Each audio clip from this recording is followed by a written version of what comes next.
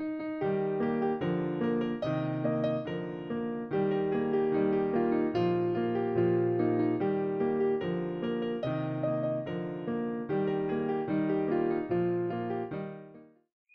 이번에는 14번 자료를 살펴보겠습니다. 시골이다 보니까 여러 가지 종사하는 분야가 나오게 되는데, 이 경우에는 소를 키우는 경우가 되겠네요. 자, 소를 키우면 소는 30개월이 되면 출하를 해야 됩니다. 더 키울 수도 없고 또 키워도 손해가 크다고 하는군요. 또 30개월이 안 되면 마음대로 팔 수가 없다고 합니다.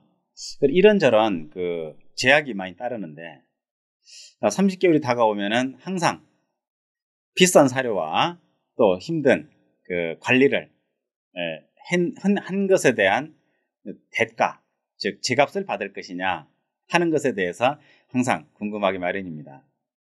그래서 만난 김에 이 친구가 물었습니다. 소를 출하해야 되는데 언제쯤 출하해야 제값을 받겠습니까? 제값을 받아야 됩니다. 그 당시에 소 구제역인가요? 네, 이런 것들로 인해서 상당히 좀 불안했던 그런 아마 상황이었던 걸로 생각이 됩니다. 자, 이러한 질문을 받았을 때 과연 이걸 제대로 답이 나올 수 있을까 하는 또 글쎄 새로운 그런 관점이 또 궁금해지기도 하죠. 물으니까 답은 합니다. 물으면 답을 합니다. 그래서 오죽개를 적어 놓고 살펴봤습니다. 자, 내용을 볼까요? 자, 우선 이 농부라고 그래야 될까요? 축산업자의 사주는 무신, 을묘, 정유, 기유, 이러한 사주가 되겠습니다. 용신 찾아볼까요? 일견 매우 신약한 걸로 보겠습니다. 인성이 필요하네. 신약 용인격. 용신은 옆에 있어 좋으나 뿌리가 이 금극목을 당해가지고 매우 불안한 형태를 띠고 있습니다. 그래서 원령을 잡은 용신이라고 맘 놓을 것이 아니라 용신이 매우 흔들리는 것에 대해서 걱정해야 되는 그런 장면으로 보겠습니다. 식신생재로 흐름을 타고 있습니다. 그렇죠? 식신생재. 흐름은 그 사람의 어떤 일에 대해서 본인의 성향에 대해서 참고할 수 있습니다. 흐름을 타고 있기 때문에 식신생재는 만들어서 판다. 그죠? 식신은 만든다. 재는 결실, 결과죠. 이렇게 해서 만들어서 파는 그런 구조로 보면 되겠습니다. 기술자죠. 이 사람은 소를 키우는 기술자라고 할 수 있겠습니다. 그리고 성패는 용신운에 달렸습니다. 자, 이 사람이 소를 어찌어찌 어렵게 키웠는데 소 키운 것이 사주에 나오기는 어려울 겁니다. 이치상 그렇죠. 다만 이 사람은 들어오는 것보다는 나가는 게 더 많아 보입니다. 아마 항상 농협의 빚으로 인한 압박을 받고 있지 않을까 이런 생각을 해봅니다. 왜냐하면 제가 귀신일 때는 이게 뭡니까? 대출통장이죠. 대출통장이 하나, 둘, 셋.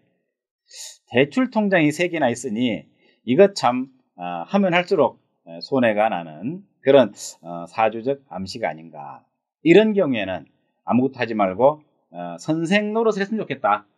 편인 살려서. 그렇지만은 또 인성이 이렇게 손상을 받았으므로 청기가 좀 떨어지는 걸로 보겠습니다. 좀 탁하죠. 네, 탁하니까 아마도 이렇게 농부를 하면서 가축을 키우거나 또는 식물을 재배하는 그런 쪽에 인연이 되지 않았을까 이런 생각을 해봅니다. 네, 참고로 이 사주의 주인공은 오토바이 사고를 당해가지고 한쪽 팔을 못 쓰고 있습니다. 신체적으로 뭔가 좀 이렇게 제대로 갖춰지지 못한 것이 충돼서 그렇다 이렇게 말할 수는 없을 겁니다. 왜냐하면 많은 충된 사람도 멀쩡한 사람 많으니까요.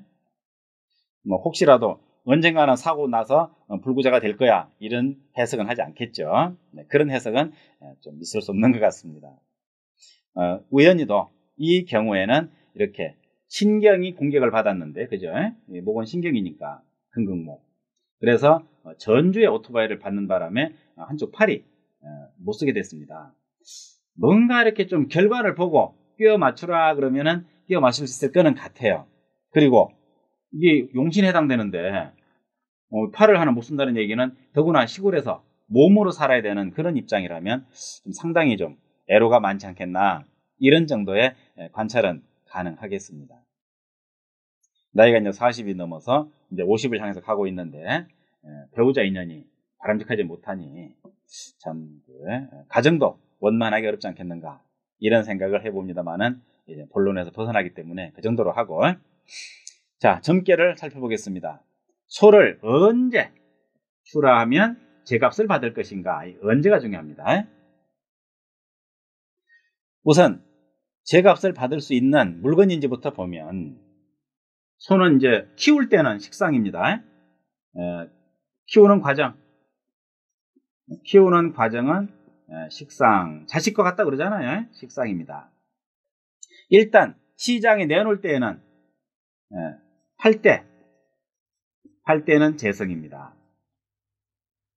이 점괘는 재성도 있고 식상도 있는데, 지금 파는 것을 논할 때는 이렇게 재성을 놓고 살펴보게 됩니다.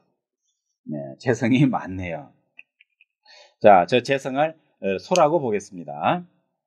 지금 현재 일가는 갑진, 매우 힘이 좀 붙이네요. 저 짐승을 돌보는데 너무 힘이 든다. 즉 사료값, 이런 관리비가 너무 많이 지출이 되는 것 같습니다. 그래서 빚이 너무 많아서 빨리 팔아가지고 빚을 갚아야 됩니다. 항상 얘기를 들어보면, 가끔 만나는 친구인데 빚 갚는 문제가 늘 따라다니더군요. 자, 사주에 재성이 기신일 때 재물 인연이 재물 복이 없는 게 아니고 재물 인연이 흉하다, 이렇게 말을 해야 될 것 같은데, 점괘조차도 재가 기신이죠. 갚아야 될 통장이 5개나 됩니다. 네, 한 수 더 뜨네요. 자, 이렇게 된 상황에서 지금 이 사람은 빨리 소를 팔아봤자 자기 주머니 들어오는 돈은 별로 없을 것 같아요. 역량이 부족하죠. 역량이 부족하면 어떻게 하느냐, 이것은 기다렸다가 시세가 오르기를 바라볼 수도 없습니다. 생물이라, 동물이지 않습니까? 그러다 보니 기한이 지나면 팔 수가 없습니다. 다른 상품하고는 다르죠. 그래서 이 경우는 부득이 기간이 되면 팔아야 됩니다. 며칠 내로 팔아야 됩니다. 그래서 이런 경우에 언제가 좋으냐는 질문을 했을 때 제가 받을지 안 받을지는 장담 못 하겠어요. 너무 역량이 부족해서 이 말은 소의 상태가 별로 좋지 않을 가능성도 있지 않은가 하는 점 생각해 볼 수 있겠습니다. 지금 제가 받을까요? 라는 질문과 함께 언제가 좋을까요? 했는데, 자, 우선 역량이 너무 부족하니까 겨우 진에 의지하고 있습니다. 시기를 볼 때는 뭔가 좀 이렇게 도움 받을 수 있는 시기, 인급의 시기를 봐야 될 것 같습니다. 자, 이 사람이 몇 년 후를 물었다면 연주를 가지고 돌려서 보게 됩니다. 그걸 유년이라고 그러죠. 흐를유, 해년, 유년. 무자년 다음에 기축년. 기축년 재미없네요. 무자년이 낫겠습니다. 또 기축 다음에는 경인년. 경인, 좀 그렇죠. 자, 이런 식으로 보는데 지금 그게 그렇게 한가롭지가 않죠. 지금 30개월이 다 됐습니다. 이달 다음 달 곧 팔아야 되는 이런 상황에 처했을 때 이런 걸 얘기하고 있으면 참 한가로운 점쟁이다, 그러겠네요. 자, 월로 보면은 무 다음에 기미, 경신, 신유, 임술, 3개월 내로는 제대로 된 용신의 운이 없습니다. 아쉽네요. 근데 이거는 월도 아닙니다. 지금 바로 급하게 날짜로 봐야 됩니다. 월로 볼 때는 6월이라고 그러면 됩니다. 흐를 유자, 달월자, 다음 달로 보자. 그런데 이렇게 날짜를 논할 때에는 유일을 보게 됩니다. 내일이 어떠냐, 모레가 어떠냐죠. 자, 따져볼까요? 갑진 다음에는 육갑은 외우고 계시죠, 설마? 육갑 못 외우신다면 얼른 그 동영상 끄시고 육갑부터 외우고 다시 공부 진행하시기를 강력히 권고하겠습니다. 자, 갑진 다음에 을사. 자, 따져볼까요? 을사, 병호, 정미, 무신, 기유, 경술, 신해, 임자. 임자 같으면 괜찮겠네요. 8일 후. 이렇게 말할 수 있겠죠? 자, 적절한 시기가 언제냐? 이렇게 이제 물어봤을 때, 그 시기에 따라서, 일정을 잡아줄 수가 있습니다. 그런데, 그 시기를 봤을 때에는 쭉 따져가다 보니, 갑자일이 있었습니다. 그로부터 또 한 10일 후가 되겠군요. 자, 갑자일에 출하를 해라. 이렇게 해서, 갑자일 새벽에 싣고 어디 이제 파는 데로 가겠죠. 그것도 일종의 경매로 하는 것 같아요. 왜 갑자일인가? 갑이 들어와서 좀 도와주고 또 자가 왠지 좀 그래도 진을 좀 더 축축하게 해가지고 힘을 좀 받을 수 있게 하자. 항상 그렇듯이 재성은 돈의 기륭을 의미하지만 사주에서 용신운은 그 재물이 늘어나는 걸 의미하지 않습니까? 재운이 돈이 들어온다고 해석하면 너무 무사태평이죠. 자, 너무 이렇게 식상과 재가 과다하기 때문에 인급을 만나야 되는데 그게 바로 갑자다. 개해보다 갑자다. 그래서 갑자일에 출하해봐라. 그중 낫다. 사실은 이미 구제액이 돌기 시작하면 마구 출하됩니다. 병들기 전에 처분하려는 거죠. 시세가 당연히 안 좋습니다.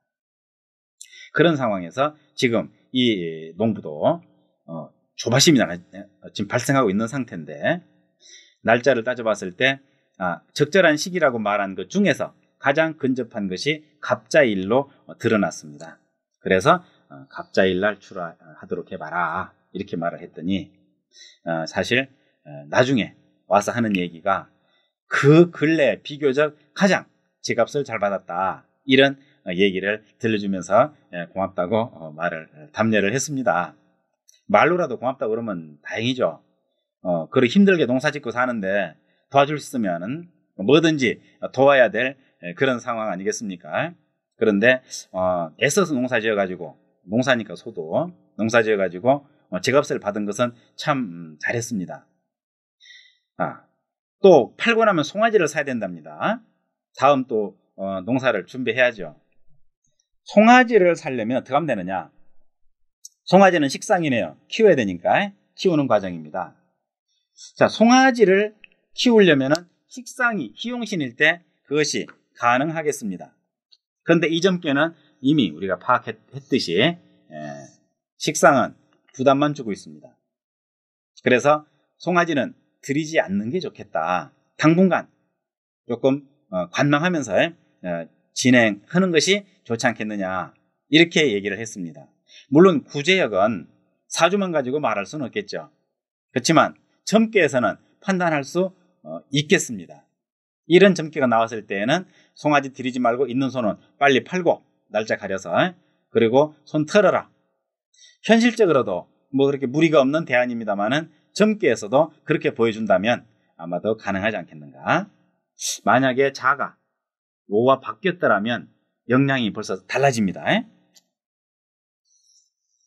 자가 된다면 그랬을 때에는 걱정할 거 없어. 제가 받을 수 있을 거야 라고 말을 하겠는데 이렇게 바뀜으로 인해 가지고 무호월이 된 상황에서는 도저히 영향을 논할 수가 없습니다.